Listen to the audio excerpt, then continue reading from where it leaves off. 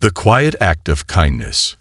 Clara Dixon was a diligent college student, juggling her coursework in economics and a part-time job at the McDonald's on Elmwood Avenue.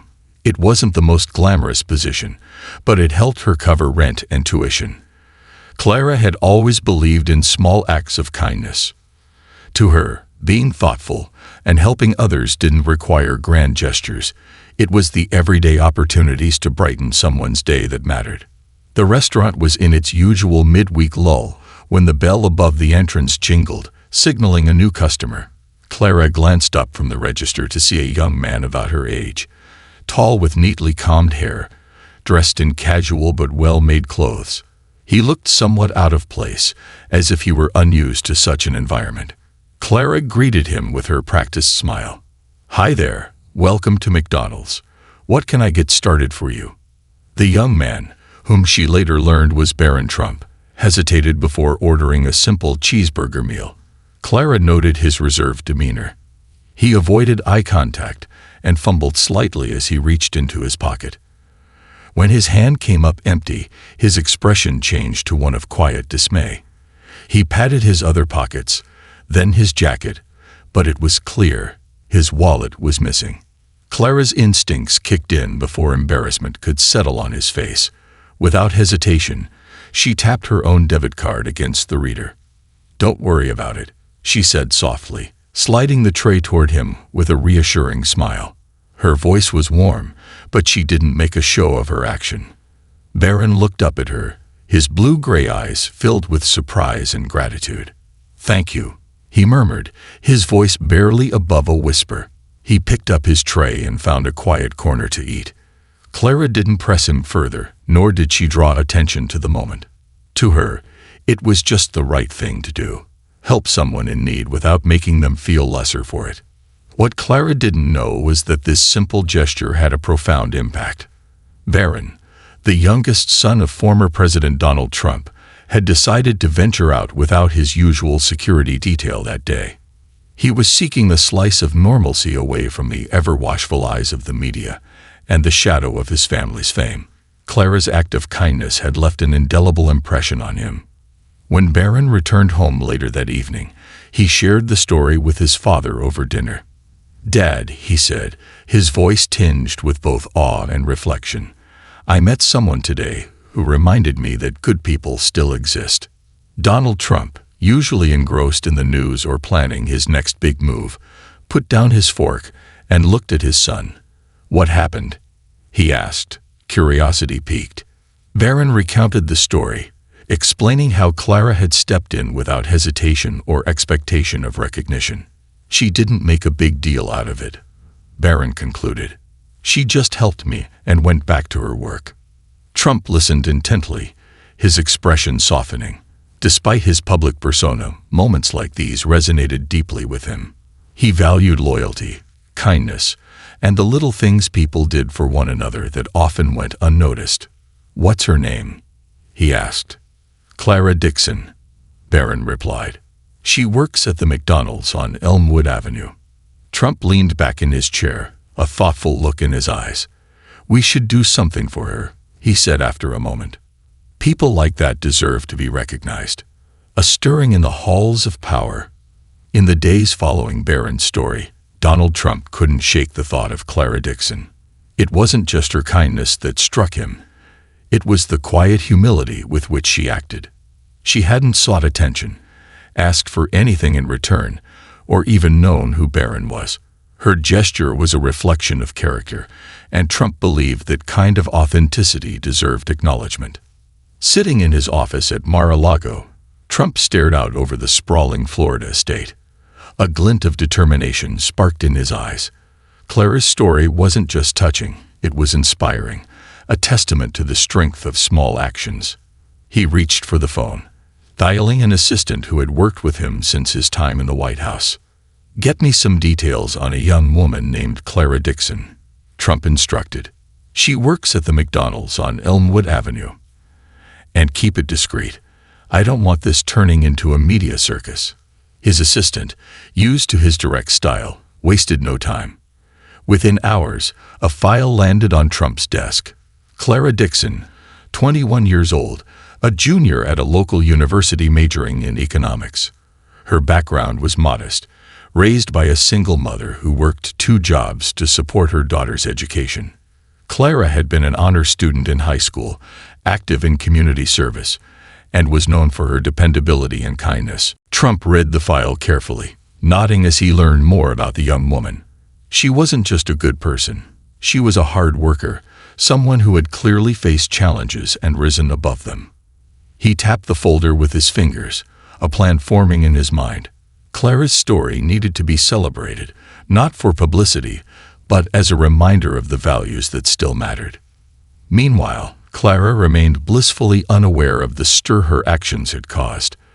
Days at McDonald's blurred into one another, a mix of taking orders, flipping burgers, and managing the occasional difficult customer. She had all but forgotten about the quiet young man whose meal she had paid for. To her, it was just another small moment in a long string of similar interactions. On a sunny afternoon, Clara finished her shift and headed to the campus library to work on an upcoming project. The research paper was on economic disparity in urban areas, a topic that resonated deeply with her. As she pored over statistics and articles, she didn't notice the faint buzz of her phone vibrating on the table beside her. Back at Mar-a-Lago, Trump was finalizing the details of his plan.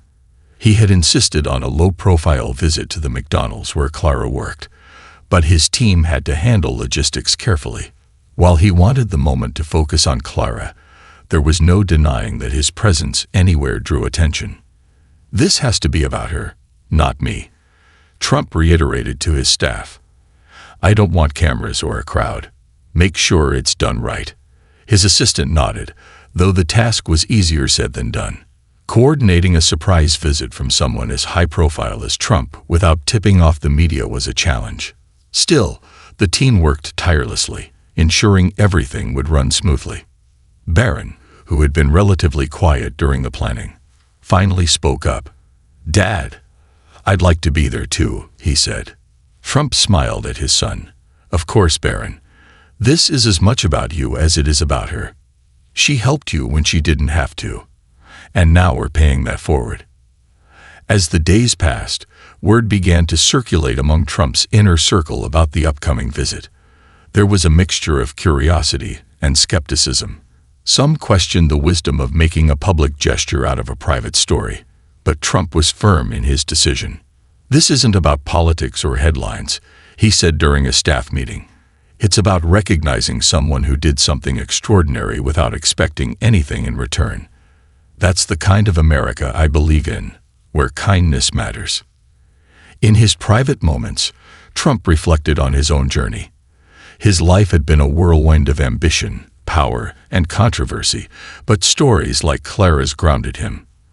They reminded him of the simpler, purer aspects of humanity that often got lost in the noise of fame and politics. The morning of the visit arrived, and Clara started her shift at McDonald's like any other day.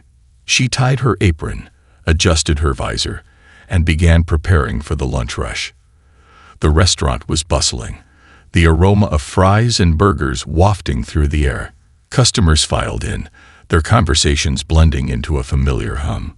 Clara was busy taking an order when she noticed a peculiar quiet falling over the restaurant. She glanced up, confused by the sudden hush, and her heart skipped a beat. A convoy of sleek black SUVs had pulled into the parking lot.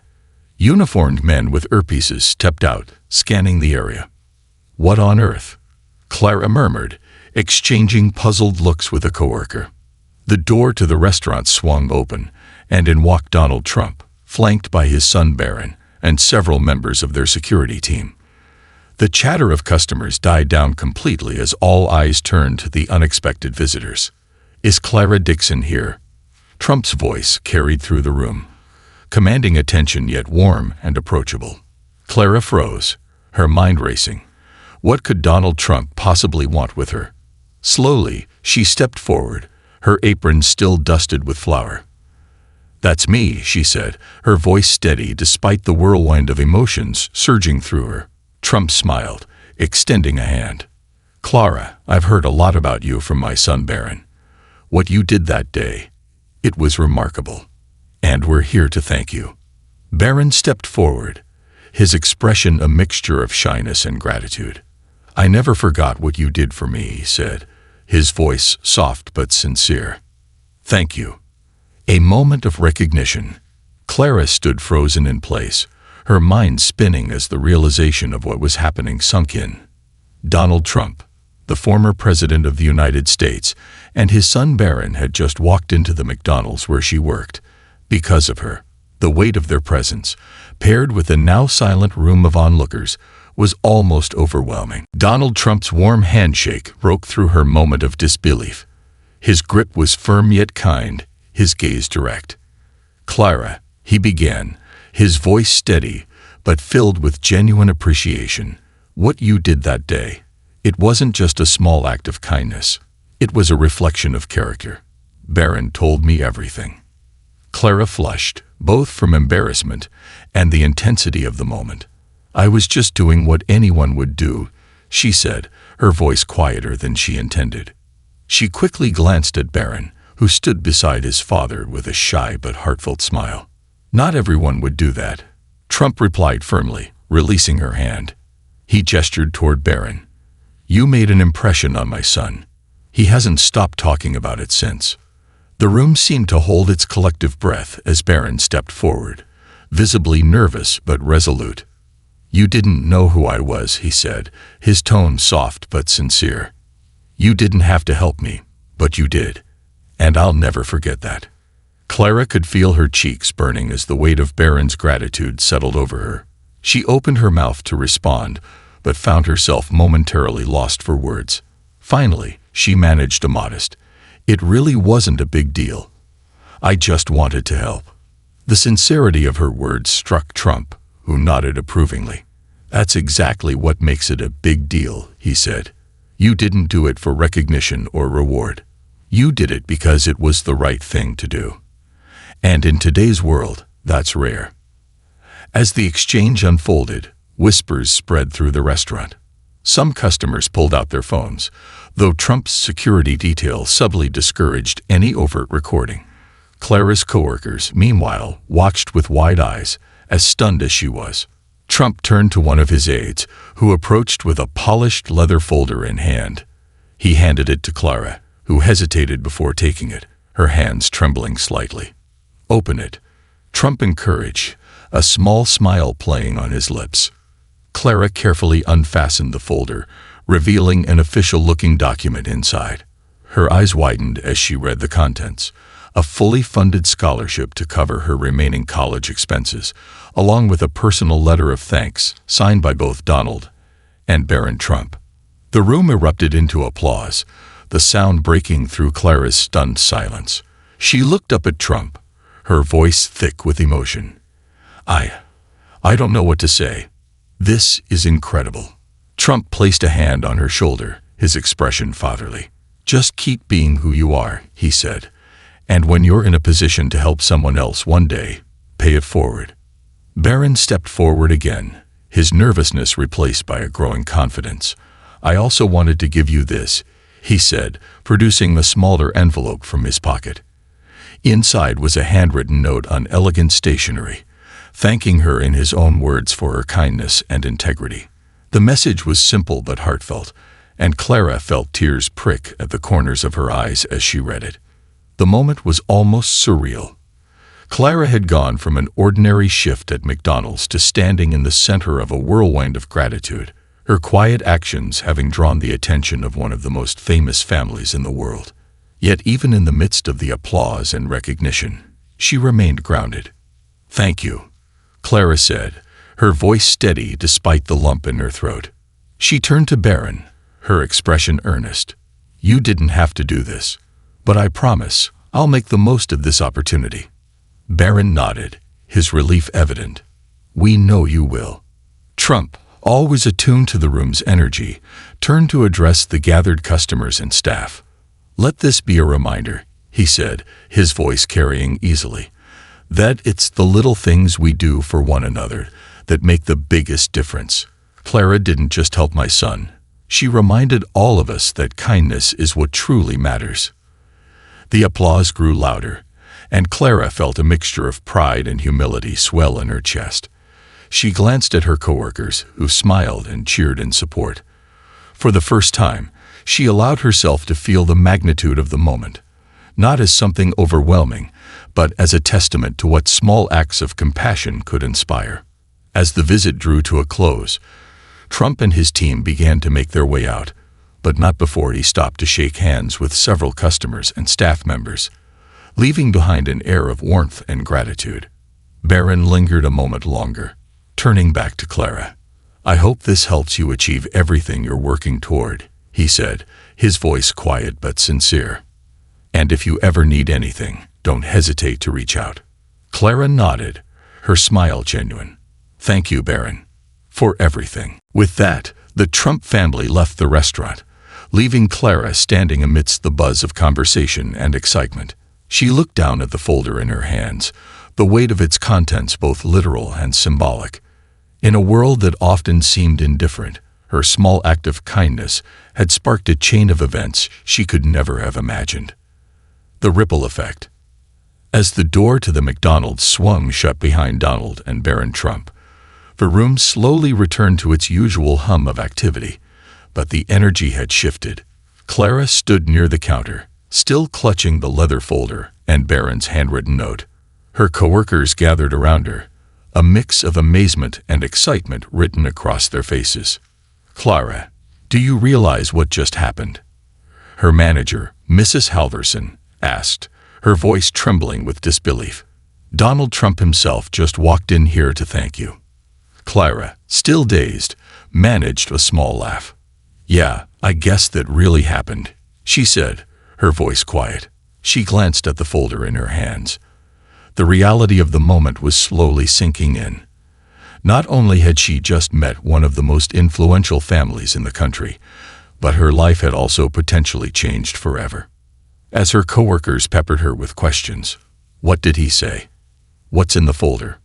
Did you know Barron was Trump's son when you helped him?" Clara tried to remain humble. "Honestly, I didn't do anything special," she said, shaking her head. "I just helped someone who needed it."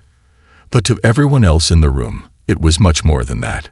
Clara's act of kindness had resonated not just with Barron Trump, but also with everyone who heard the story. Customers began approaching her, offering congratulations and words of encouragement. "I wish more people were like you," one elderly woman said, her voice warm. "It's not every day you see someone go out of their way to help a stranger." Clara thanked her with a shy smile, feeling a mixture of pride and discomfort. She wasn't used to being the center of attention.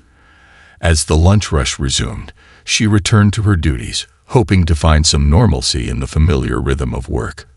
But the buzz of excitement lingered, and Clara couldn't help but feel that her life was about to change in ways she couldn't yet comprehend. That evening, Clara sat at the small desk in her apartment, staring at the scholarship letters spread out before her. The words felt almost too good to be true. Full tuition coverage for the remainder of your undergraduate studies, generously provided by the Trump Foundation. She traced the embossed logo on the letterhead with her fingertip, marveling at how her simple gesture had led to this. Across from her, her best friend and roommate, Megan, was sprawled on the couch, scrolling through social media. "You're trending, Clara," Megan said, holding up her phone with a grin. "People are sharing the story everywhere. Someone must have snuck a video of the visit. Look." Clara leaned over to see a short clip of Donald Trump shaking her hand, his voice clear as he praised her actions. The caption read, "Former President Trump surprises McDonald's worker who helped Barron in his time of need. A heartwarming story of kindness and gratitude." "I didn't even notice anyone filming," Clara said, sinking back into her chair. "This is surreal."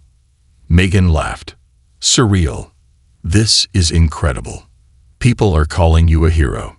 Clara groaned, running a hand through her hair. "I'm not a hero, Meg. I just paid for someone's meal." "You did more than that," Megan insisted. "You showed empathy. And now the whole world knows it." The following days were a whirlwind of activity. News outlets picked up the story, and Clara found herself fielding calls from journalists eager for an interview. At first, she declined, wary of stepping into the public eye. But after some encouragement from Megan and her professors, she agreed to speak to a local news station.